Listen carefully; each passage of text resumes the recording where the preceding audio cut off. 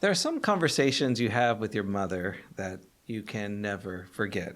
One of those for me was on the occasion of my 21st birthday. I had rushed through my university studies, but not so much because of some special educational virtue on my part. The truth was, I thoroughly disliked the whole experience. I didn't know how long I could endure it, and I thought graduating as quickly as possible was preferable to dropping out. So I graduated early, and I found myself moving west for graduate school at the tender age of 20. I turned 21 while living close to Highway 1 in Northern California. An eccentric friend of mine thought my relative youth made for a funny anecdote that couldn't pass up a chance to take me for a celebration dinner at a winery where I could take my first sip of alcohol. Growing up, I was taught that drinking alcohol was fundamentally wrong. My Southern Baptist church officially condemned it, and there were enough tales of caution to keep a child both fascinated and terrified. Growing up in the 1980s, our public school experience was also incomplete without visits and presentations from Mothers Against Drunk Driving, and the Just Say No campaign added drug use to the list of dangerous taboo items to avoid. Some of my extended family members struggled with alcoholism and drug abuse, so I had heard and sometimes seen the real-world risks involved. Still, there were voices calling for moderation, including my dad, and we all knew not to touch the bottle with the balloon on top in Grandma's refrigerator, which appeared mysteriously each year after the grapes she grew in the backyard ripened. So, I had no qualms. I accepted my friend's invitation and we headed up the coast. Dinner was lovely, and the wine was expensive. It was white wine.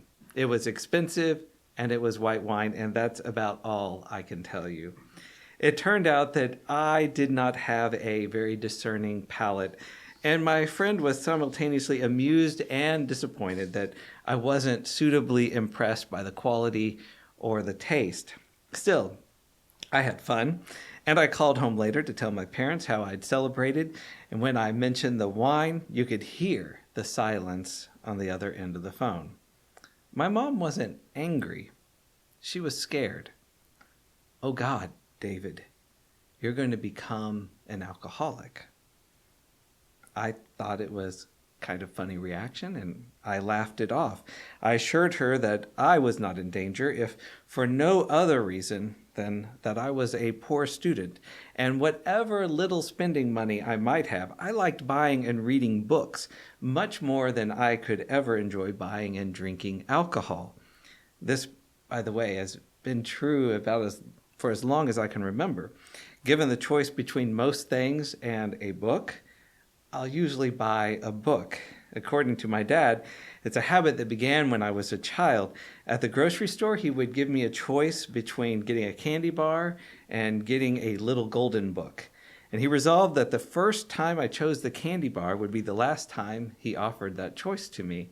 And so my childhood bookshelf was filled with tales of pokey puppies and shy kittens and snuggly bunnies, and especially the monster at the end of this book. But I digress. I have a habit of preferring books. This did not comfort my mom, and we had later a long conversation about it. Her concern was not the rigid, "you'll displease God and probably go to hell if you drink" message that I'd heard enough times when I was growing up. Instead, her plea was more of a, "I've seen too many people get addicted and create a hell of their own lives" kind of message. And that is tragically true enough in a lot of cases.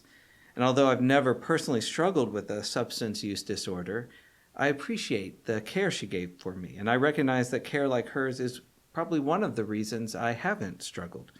I was glad to have voices in my life that taught a different way to think about these kinds of decisions and habits instead of the too oversimplified choices I was otherwise given, which was harsh condemnation or unbridled consumption.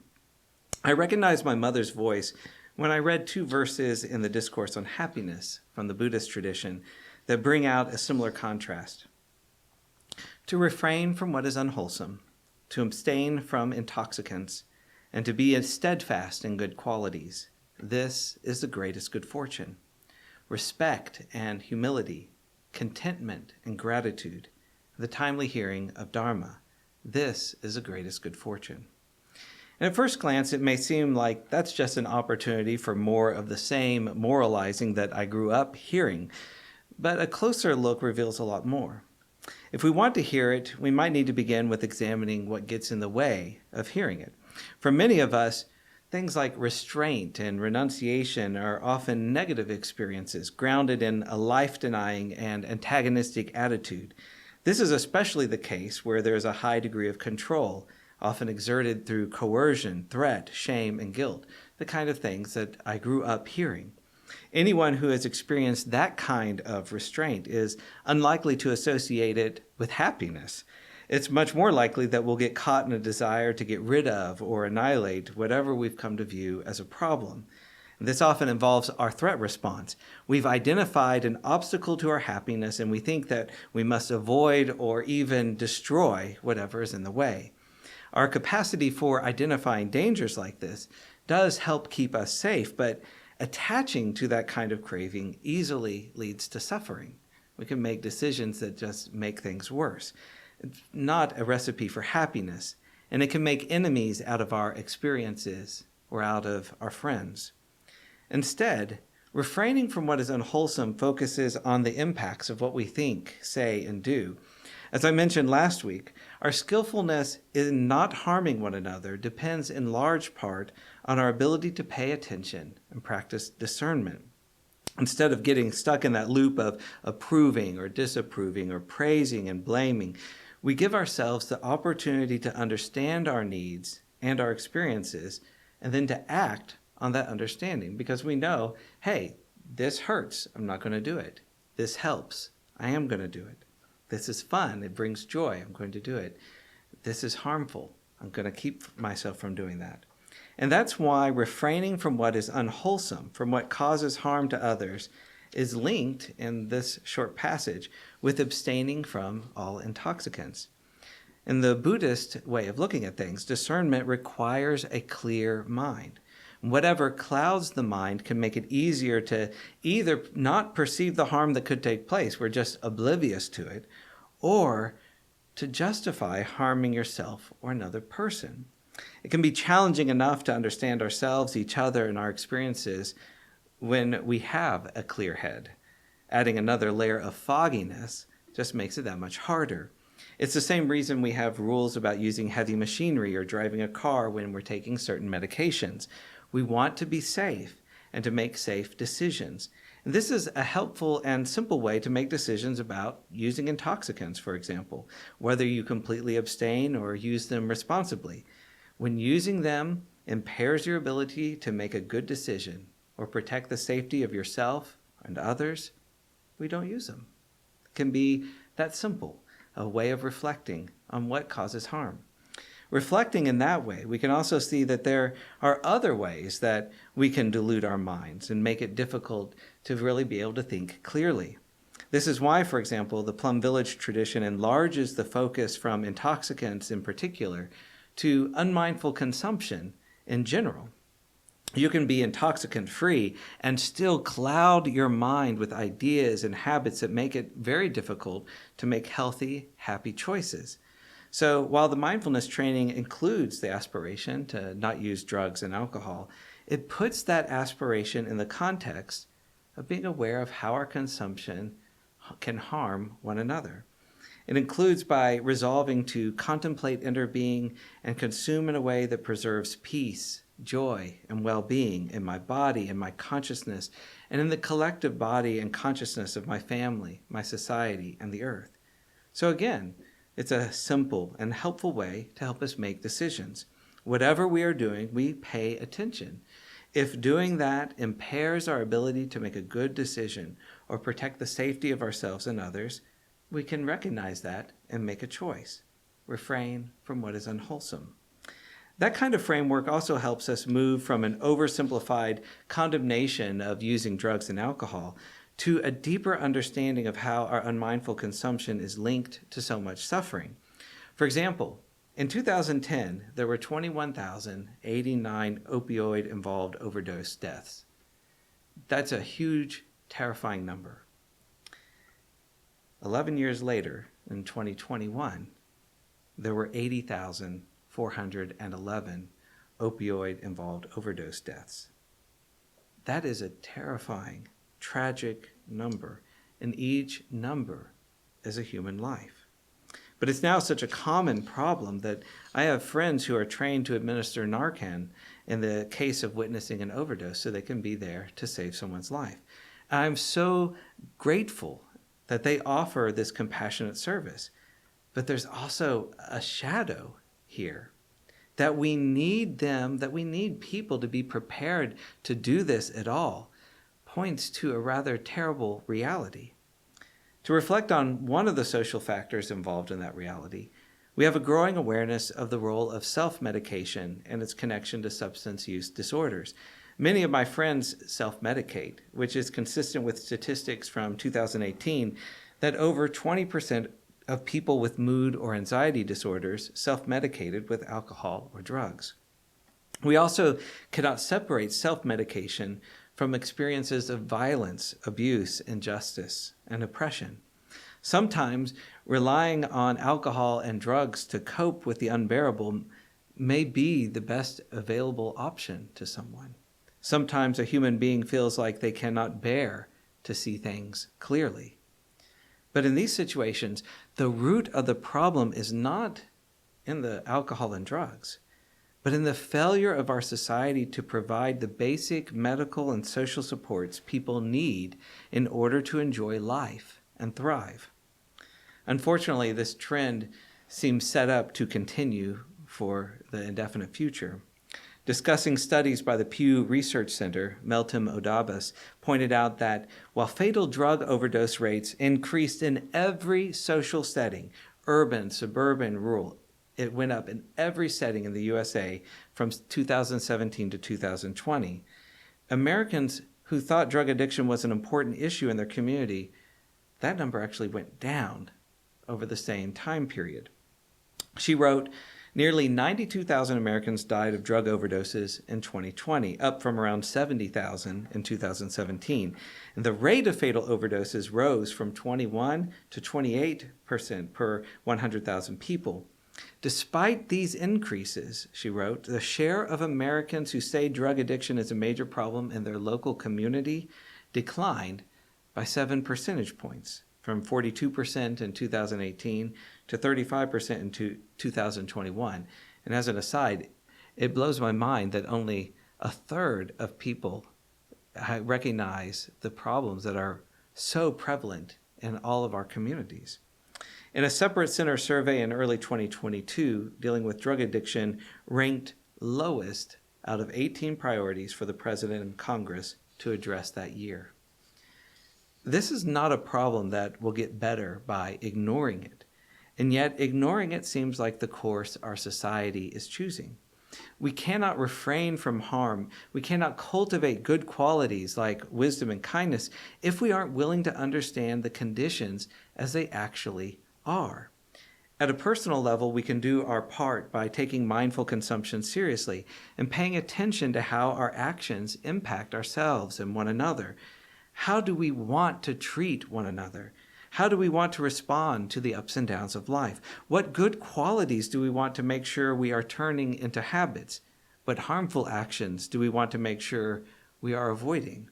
And how can we care for our hearts and minds in such a way that we have clarity and compassion instead of confusion and contempt? Training our hearts and minds in this way is what makes happiness possible, because we're cultivating understanding alongside kindness. When we understand how suffering arises, then we know what to do. And even if it involves letting go, we can let go joyfully because we know we're choosing a good thing. We don't want to suffer, and we don't want to cause others to suffer. And there's joy in that letting go. When we understand how well-being arises, we can also practice joyfully because we see how it brings happiness to ourselves and happiness to others. And when we do so, we find that contentment and gratitude are not far away. In fact, I cannot conceive of a way that mindful consumption is even possible without contentment and gratitude. I've mentioned the 5 contemplations before as one practice that can help us cultivate gratitude, but like all habits, I think it's worth another look. It's offered as a way of mindfully pausing before eating a meal.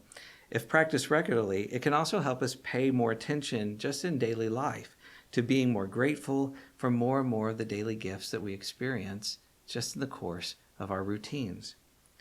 The 5 contemplations are: this food is a gift of the whole universe, the earth, the sky, and much hard and loving work.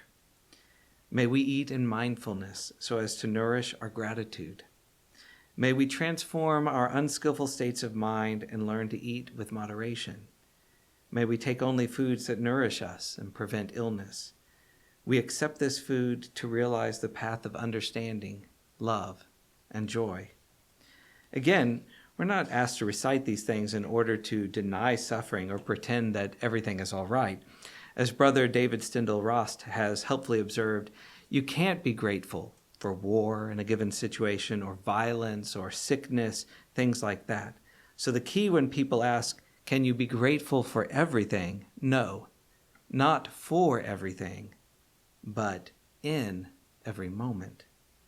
Even in the midst of difficulties and injustice, I can find that, at the least, I can call to mind people who have faced similar difficulties in the past, those who have been my teachers so that I could have the resources and skills to respond today, and all those who have similarly decided to think, speak, and act in ways that can bring about healing, justice, and happiness.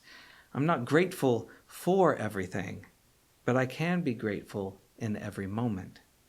In reflecting on this second verse, I started here with contentment and gratitude rather than respect and humility, because I think it's an easier path to get to that respect and humility. I found that many people, including myself, have experienced things like respect in humiliating and degrading ways. A Tumblr user named Stimmy Abbey put this in a particularly powerful way many years ago. They wrote, "Sometimes people use respect to mean treating someone like a person. And sometimes they use respect to mean treating someone like an authority. And sometimes people who are used to being treated like an authority say, if you won't respect me, I won't respect you. And they mean, if you won't treat me like an authority, I won't treat you like a person. And they think they're being fair, but they're not. And it's not okay." When we cultivate contentment and gratitude, respect and humility comes more naturally and easier, and is less prone to the misuse of meaning, if you won't treat me like an authority, I won't treat you like a person. When we understand how much our well-being depends on the wholesome decisions that we're all making together, we feel gratitude for our mutual care and cooperation, and we want to treat ourselves and one another with respect, because that's how we can sustain that goodness. The more we understand all the ways that suffering can arise, the more humble and grateful we feel when the conditions are right for our own well-being and the well-being of those we love to also arise. So again, we're not coercing ourselves to show respect or feel humble. Instead, by practicing in a way that brings about understanding of suffering and well-being, respect and humility naturally arise, and they're part of our happiness. When they do, that's a sign that we're practicing skillfully, and another cause for gratitude. This respect, humility, gratitude, and contentment are also keys for being able to learn and grow.